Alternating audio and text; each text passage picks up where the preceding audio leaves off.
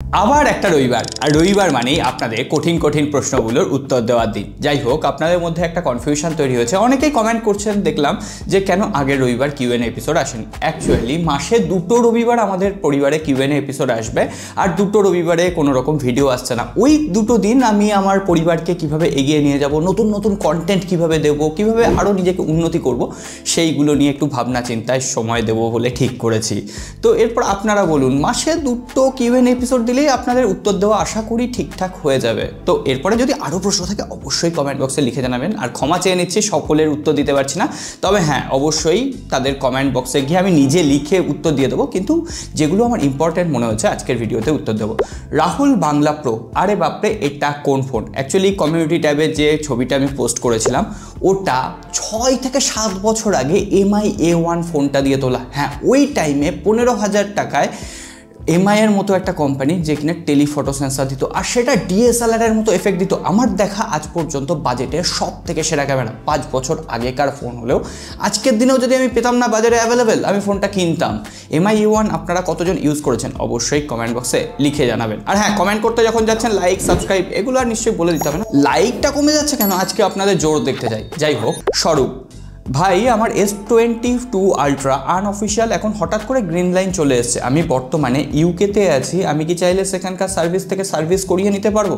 না, পারবেন না, কারণ স্যামসাং ইন্টারন্যাশনাল ওয়ারেন্টি প্রোভাইড করে না। আর এই জন্যই যারা বিভিন্ন দেশ ট্রাভেল করে, বিভিন্ন সময় দেশের বাইরে থাকে, তারা অ্যাপেলকে প্রেফার করে। আমরা অনেক সময় বলি না অ্যান্ড্রয়েডের থেকে অ্যাপেল অনেক পিছিয়ে, কিন্তু অ্যাপেল এই জায়গাতে এখনও পর্যন্ত অ্যান্ড্রয়েডকে গুনে গুনে 10 গোল দিতে পারে, কারণ স্যামসাংয়ের মতো একদম ফ্ল্যাগশিপ লেভেলের কোম্পানি সেও ইন্টারন্যাশনাল ওয়ারেন্টি প্রোভাইড করতে পারে না। আর অ্যাপেলের স্মার্টফোন যে কোনো দেশে কিনুন, আপনি অন্তত সাপোর্টটা পেয়ে যাবেন।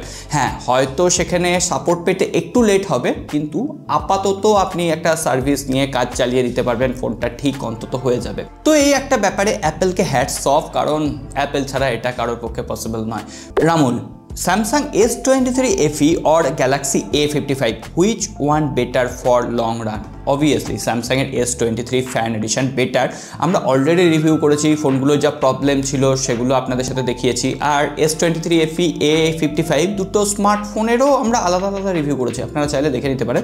তবে আজকের দিনে দাঁড়িয়ে camera better, processor better, S series মানে সেখানে ফ্ল্যাগশিপ AI যে সমস্ত ফিচার রয়েছে সেগুলো আপনি ইউজ করতে পারবেন। Obviously S23 fan addition.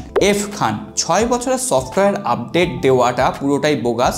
আমার মতে বাজেট ফোনে 3 বছর, মিড রেঞ্জে 4 বছর, আর ফ্ল্যাগশিপ ফোনে 5 বছরই যথেষ্ট। আমি মনে করি এই ধরনের বাজেট ফোনে 3 বছরের সফটওয়্যার সাপোর্ট দিয়ে আরও ভালো স্পেসিফিকেশান দিলে ভালো হতো। হ্যাঁ, তিনি স্যামসাং A16 যে ফোনটা আমরা রিভিউ করেছি সেই ফোনটার ক্ষেত্রে এই কমেন্টটা করেছেন। খুবই ভ্যালিড, গুরুত্বপূর্ণ একটা কমেন্ট, কারণ 6 বছরের একটা আপডেট দেওয়া হবে কিন্তু ফোনটা সেই আপডেট নিতে পারবে না, ফোনটা ল্যাগ করবে, হ্যাং করবে, আসলে ফোনটা ইউজ আপনি করতে পারবেন না। তো অবশ্যই এই ব্যাপারটা আমরা যে এতদিন চ্যানেলে কথা বলছি, আপনাদের বিভিন্ন ফিডব্যাক নিচ্ছি, আপনাদের যে এইটুকু শিখিয়ে দিতে পেরেছি না, এটাই আমাদের অনেকটা সাফল্য। এমডি নাফিজ, আমরা 5000 থেকে 6000 mAh ব্যাটারি দেখতে পাচ্ছি বর্তমানে সময়ে ফ্ল্যাগশিপ ফোনগুলোতে। আমার কোশ্চেন হচ্ছে, তাহলে কি খুব তাড়াতাড়ি আমরা সেই দিনটাই চলে এসেছি যেখানে 8 থেকে 9000 mAh ব্যাটারি দেখতে পাবো? Can it is possible? Actually 8 থেকে 9000 mAh ব্যাটারি টেকনোলজি আমাদের নিতে দিলেও হয়তো গভর্নমেন্টের বিভিন্ন রেস্ট্রিকশান আটকে দেবে। প্রথমত, আমরা রিয়েলমি GT7 প্রোয়ে দেখলাম যে 7500 mAh ব্যাটারি যে গ্লোবালি আমরা পেলাম, কিন্তু যখন সেটা ইন্ডিয়া বা আমাদের রিজিয়নে আসবে তখন সেটা 7000 mAh হয়ে যাচ্ছে। অ্যাকচুয়ালি আমাদের দেশে 7000 mAh এর ওপরে কোনো ব্যাটারি দিয়ে ফোন এখনও পর্যন্ত আইনগতভাবে লঞ্চ হতে পারবে না, কারণ রেস্ট্রিকশান রয়েছে। এই গভর্নমেন্ট যদি রেস্ট্রিকশানটা তুলে নেয় তাহলে সেক্ষেত্রে 8000 mAh ব্যাটারিও কিন্তু আমরা 2025 সালের শেষের দিকে দেখতে পারি। তো সেক্ষেত্রে স্মার্টফোন একটু ভারী হলেও হয়ে যেতে পারে, তবে হ্যাঁ সেটা 200 গ্রামের ওপরে কিন্তু কখনোই যাবে না। তো একটু ওয়েট করতে হবে, হয়তো আমরা গ্লোবাল বা চাইনিজ মার্কেটে লঞ্চ হতে দেখবো, আমাদের দেশে লঞ্চ নাও হতে পারে। মাসুম, দাদা S24 আলট্রা ফোনে ভালো প্রসেসর থাকা সত্ত্বেও এটাকে গেমিং ফোন বলা যায় না কেন?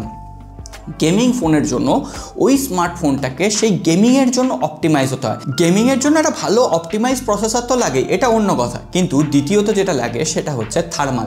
অ্যাকচুয়ালি গেমিং স্মার্টফোনে যত প্রসেসর ইউজ হয়, স্মার্টফোনের প্রসেসর তত বেশি গরম হয়, আর গরম হলে সেটা যদি থার্মাল হয় মানে ল্যাগ করে, তাহলে সেটা কিন্তু পারফরমেন্স অত বেটার দিতে পারবে না। যে FPS আছে, ফ্রেম পার সেকেন্ড, সেটা গেমিংয়ের জন্য কিন্তু অনেক বেশি ইম্পর্টেন্ট। S24 আলট্রা একদম ফ্ল্যাগশিপ গ্রেডের একটা প্রসেসর রয়েছে, কিন্তু সেই প্রসেসরটা অপটিমাইজ হচ্ছে ক্যামেরা সেন্ট্রিক স্মার্টফোনের জন্য। মানে ক্যামেরা দুর্ধর্ষ হবে, ভিডিও ক্যামেরায় যথেষ্ট ভালো পারফর্ম করবে, কিন্তু সেটা গেমিংয়ের দিকে নজর দিয়ে কোম্পানি কিন্তু অতটাকে সেটা অপটিমাইজ করেনি। আর বিভিন্ন ধরনের ফ্ল্যাগশিপ কিলার যে স্মার্টফোন কোম্পানিগুলো রয়েছে, ধরুন না Poco F6, IQ Neo 10 Pro, IQ Neo 9 আগের বছরের, এই স্মার্টফোনগুলো অনেক বেটার আপনাকে গেমিং করে দিতে পারে ওই স্যামসাং S24 আলট্রার থেকে, কারণ তার যে অপটিমাইজেশন, তার যে কোর স্পিড, ওটাকে কোম্পানি ওইভাবেই অ্যাডজাস্ট করে রেখেছে। আর সেই ফোনগুলো থার্মালও যথেষ্ট ভালো মেনটেন থাকছে, অর্থাৎ গেমিং করার সময় ফোনটা যত গরম হচ্ছে, আস্তে আস্তে সঙ্গে সঙ্গে কিন্তু ফোনটা ঠান্ডা হতে শুরু করছে। তো ওর জন্য ওই ফোনগুলো হচ্ছে গেমিং সেন্ট্রিক স্মার্টফোন। IQ যত স্মার্টফোন লঞ্চ করছে গেমিং সেন্ট্রিক, আবার ভিভোর দিকে চলে আসবেন, সেটা ক্যামেরা সেন্ট্রিক স্মার্টফোন। তো পরের বন্ধু কমেন্ট করেছেন MD Saifullah, Vivo V40 plus Vivo T3 Pro কোনটা বেস্ট অ্যাপস ব্যবহার করার জন্য, গেমিংয়ের জন্য নয়? ভিভো V40 অবভিয়াসলি ভালো স্মার্টফোন, তবে হ্যাঁ আপনি যদি একটু বেশি হেভি অ্যাপ্লিকেশানগুলো ইউজ করতে চান, মানে ভারী অ্যাপ্লিকেশান, ভিডিও এডিটিং করবেন, তাহলে সেক্ষেত্রে Vivo T3 Pro। Actually Vivo V40 হচ্ছে ক্যামেরা সেন্ট্রিক, আর T3 হচ্ছে মানে T3 Pro হচ্ছে পারফরমেন্স সেন্ট্রিক স্মার্টফোন। সাকোয়াত, দাদা বাংলাদেশ থেকে বলছি, আমি জানতে চাইছি Honor 200 versus Motorola Edge 50 Pro, camera UI কোনটা বেটার হবে? Motorola Edge 50 Pro। আমি বারবার বলেছি অনারের স্মার্টফোন কেনার পেছনে বেশ কিছু ঝুঁকি রয়েছে, কারণ পার্টসের অ্যাভেলেবিলিটি নেই। ফোনটা নতুন কেনার পর যদি খারাপ হয়, তাহলেও কোম্পানি 1 থেকে 1.5 মাস নিয়ে নেবে ফোনটাকে ঠিক করে রিপেয়ার করে আপনার হাতে দিতে। অনারের স্মার্টফোন ভুলেও কিনবেন না, জ্বলতে জ্বলতে শেষ হয়ে যাবেন। পরের বন্ধু সৌরভ, 10,000-এর মধ্যে কোন স্মার্টফোনটা সবথেকে বেটার হবে? A14 Samsung, Blaze 3, IQ Z9 Lite, Infinix hot 50, কোনটা অলরাউন্ডার স্মার্টফোন? স্যামসাং A14 যতদিন বেশি দাম ছিল আমি রেকমেন্ড করিনি, এখন 10,000-এর নিচে পাওয়া যায়, একদম চোখ বন্ধ করে ওই স্মার্টফোনটাকে ফর্সা করা যায়। যারা একটু বয়স্ক মানুষ রয়েছেন তাদের জন্য একদম পারফেক্ট একটা ডিভাইস। আর যদি একটু বেস্ট পারফরমেন্স পেতে হয় তাহলে এইগুলোর থেকে হ্যাঁ IQ Z9 Liteও রেকমেন্ড করা যায়, আর মোটোরোলা G45ও নেওয়া যায়। পরের বন্ধু কমেন্ট করেছেন অভিরাজ, দাদা তোমার ইউনিক স্টাইলের জন্য তোমার কথা বলাটা খুব ভালো লাগে, থ্যাংক ইউ। অ্যান্ড্রয়েডের S24 আলট্রা এখন কিনবো নাকি S25 আলট্রা কিনবো? আমি বলবো যদি S24 আলট্রার এখন দাম বেশি রয়েছে, S25 আলট্রা যেই লঞ্চ করবে, S24 আলট্রা দেখবেন 1,10,000 বা 1,00,000-এর নিচে নেমে যাবে, তাহলে তখনও S24 আলট্রা নেওয়া যেতে পারে, কোনো রকম অসুবিধা নেই। আর যদি টাকা নিয়ে কোনো মাথা ঘামাঘামি না থাকে তাহলে S25 আলট্রা বেটার অপশান।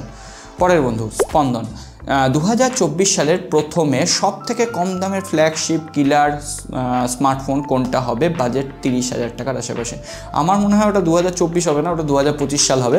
2025 সালের প্রথমে সব থেকে কম দামে ফ্ল্যাগশিপ কিলার যে স্মার্টফোনটা হবে IQ Neo 10 আর IQ Neo 10 Pro। IQ Neo 10 Qualcomm Snapdragon 8 generation 3 chipset দিয়ে না মাত্র 27,000 রুপিতে চাইনিজ মার্কেটে লঞ্চ হচ্ছে, আমাদের দেশে 30,000 রুপিতে লঞ্চ হবে, আর মোটামুটি বাংলাদেশে 35,000 টাকার মধ্যেই পাওয়া যাবে। প্রথম দিকে দাম বেশি থাকবে, তারপরে দেখবেন ওইটাই 2025 সালের সব থেকে সেরা ফ্ল্যাগশিপ কিলার স্মার্টফোন হতে চলেছে।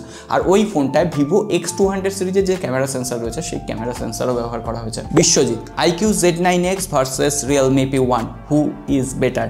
Realme P1 obviously, AMOLED display, 120 Hz refresh rate রয়েছে। পরের বন্ধু আই এম রন, দাদা আমি বাংলাদেশ থেকে বলছি, নতুন কন্টেন্ট ক্রিয়েশনে আসতে চাই, মিড রেঞ্জের মধ্যে কোন ফোনটা বেটার হবে?